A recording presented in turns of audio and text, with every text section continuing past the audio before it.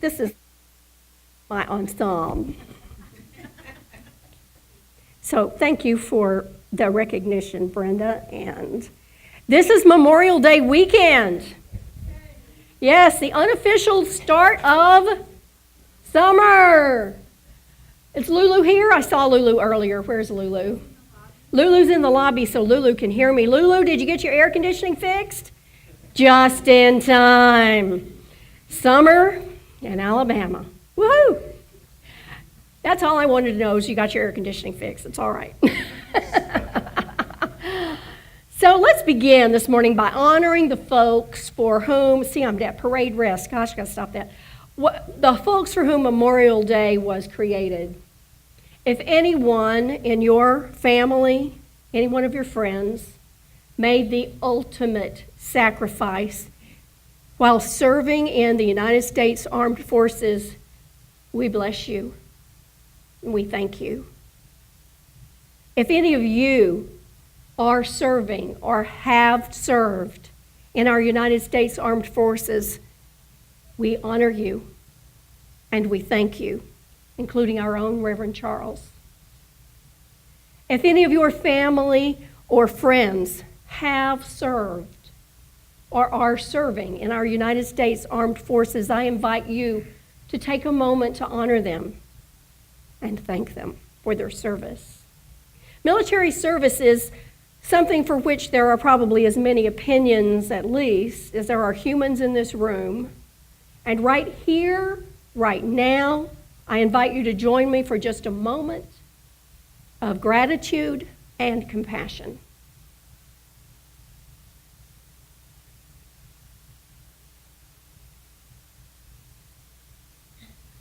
Thank you.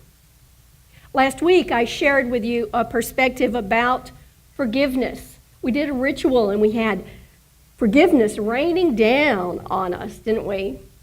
Our musicians complemented our theme so beautifully with the Matthew West song, Forgiveness, where we were encouraged to love the unlovable and forgive the unforgivable. And then Lindsay finished up with Don Henley's The Heart of the Matter that's been playing on that soundtrack in my heart all week. I've been trying to get down to the heart of the matter, but my will gets weak and my thoughts seem to scatter, but I think it's about forgiveness.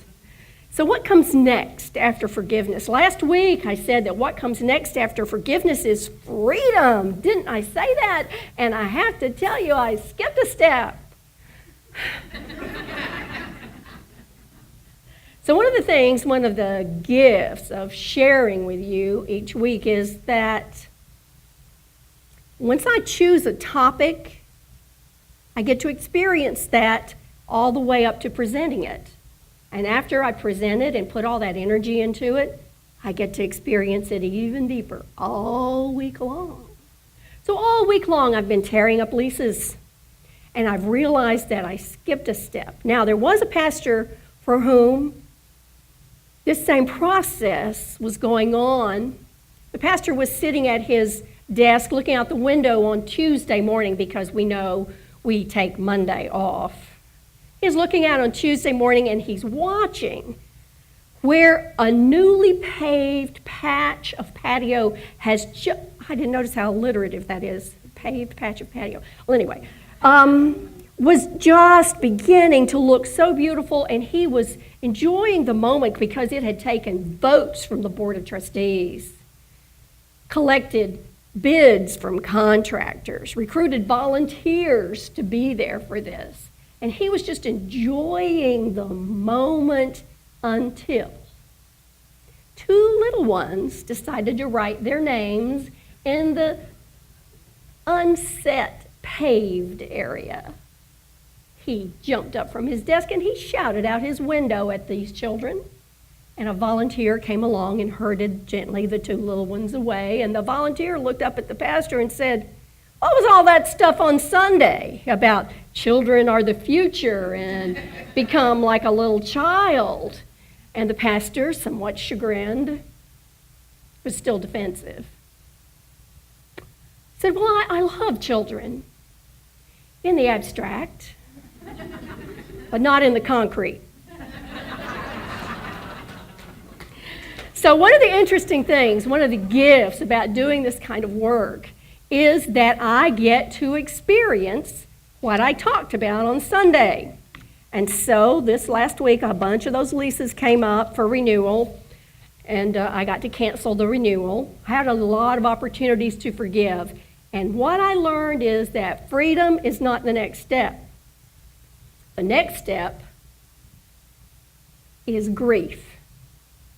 Now, if I had said that earlier in the week, I don't think a lot of you would have shown up today. Because how in the name of all that is holy, that's us, by the way, all that is holy, right? How in the name of all that is holy do I put together a Sunday lesson about grief that anyone, anywhere would show up for?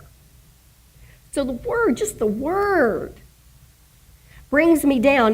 No matter those lyrics in our prelude from May, ain't nothing gonna bring me down, my life's too high to bring me down, just happy. Yeah, well, so much for that.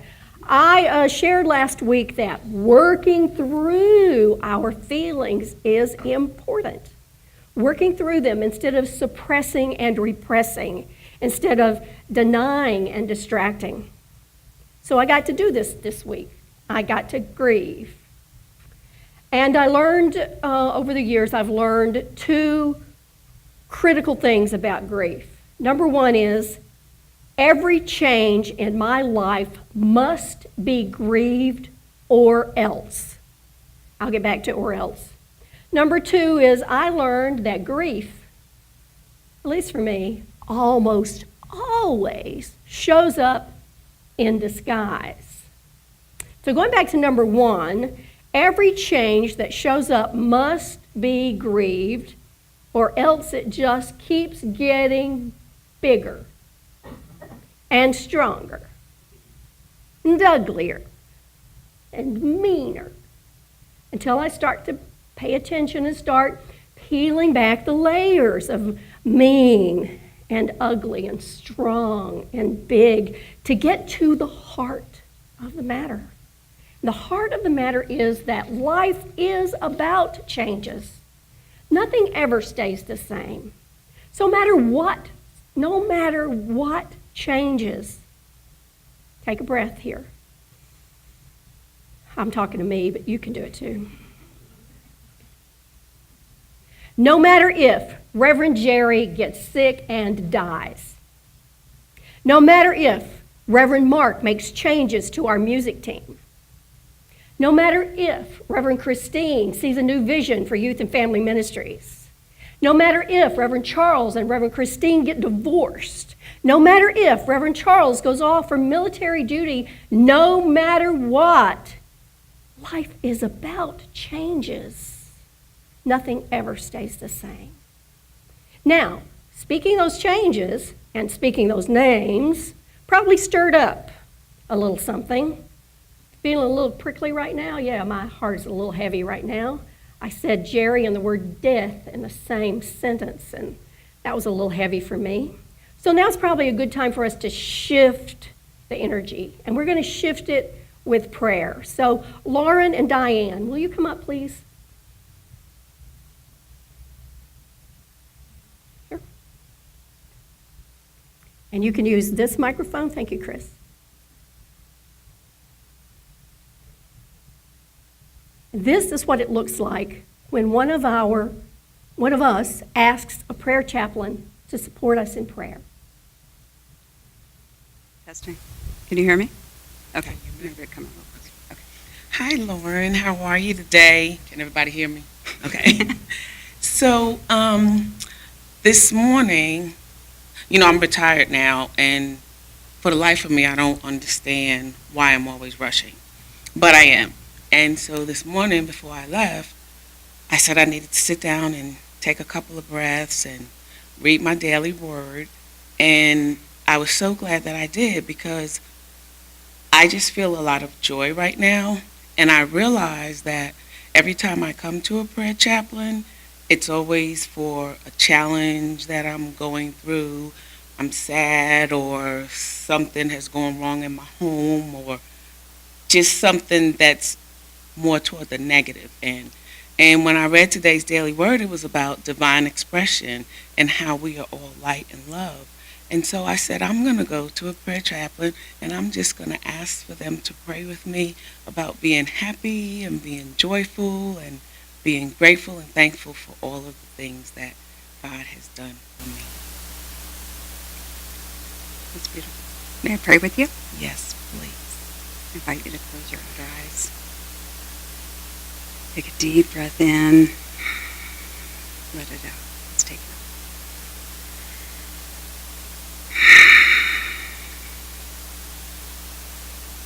Sweet Spirit,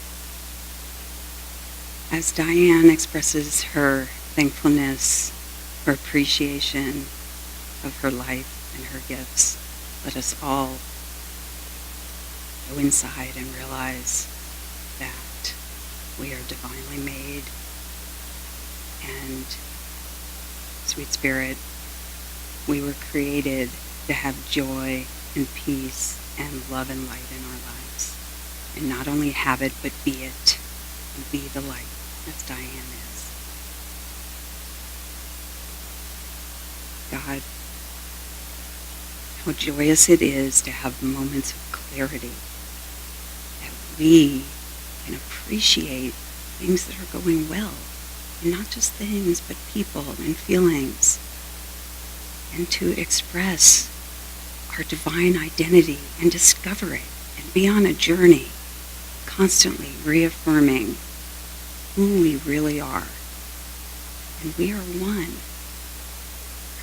So with Diane today, to realize that with her happiness and joy and realization, we all get to experience that same joy.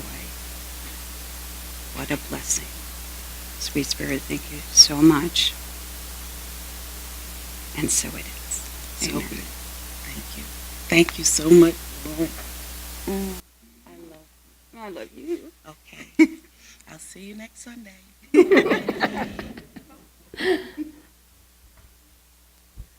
So that's what it looks like when we invite one of our prayer chaplains to pray with us. And our prayer chaplains attend an intensive weekend twice a year, intensive study and experience and practice of allowing Spirit to guide us in holding others in the light of that love. Thank you, Diane, and thank you, Lauren. And that intensive is coming up this coming weekend, June 2nd and 3rd, and you're invited. Whether or not you're choosing to serve as a prayer chaplain, this experience will be heart-opening. If you feel guided, speak with one of our prayer chaplains about that after the service. So, how in the name of all that is holy, raise your hand if you're holy.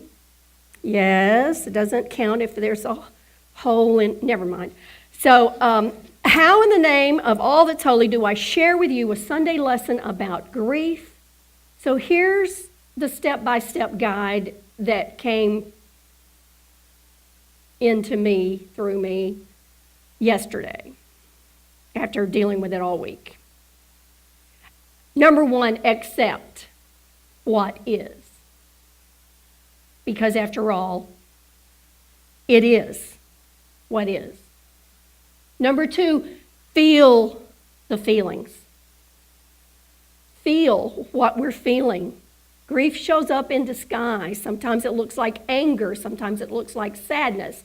Sometimes it looks like, sometimes for me it looks like happy, and that's just me skipping over it. Feel the feelings and use our tools like a trusted counselor, a journal, prayer, meditation. Number three, release what was. Just as we sang this morning, we release and we let go. We let Spirit run our lives. We release what was. After all, it is what was. And number four, step into the light. We grow stronger, more resilient, and brighter lights of the love that created and continues to create us as we create our world, as we move through this, because life is about changes. Nothing ever stays the same. From the Gospel according to Matthew, you are the light of the world. A city built on a hill cannot be hidden. No one, after lighting a lamp, puts it under the bushel basket, but on a lampstand, and it gives light to all in the house. In the same way, let your light shine. Accept, feel, release, step into the light. Let us pray. At this time and in this moment, there are thoughts and feelings churning in my heart, areas of change in my life that I have not yet completely grieved, and I know that I am not alone. I am not alone in my process, and I am not alone in my process of moving back to realizing my wholeness. And because I have the prayer support of this community, and because I have tools, I know that with Spirit's help, I am able to gently and easily move through these changes, grieve them, and step into the light. And for that light, we are so grateful. For the light that you showed us, we are grateful to our way shower, Jesus the Christ, and so it is. Amen.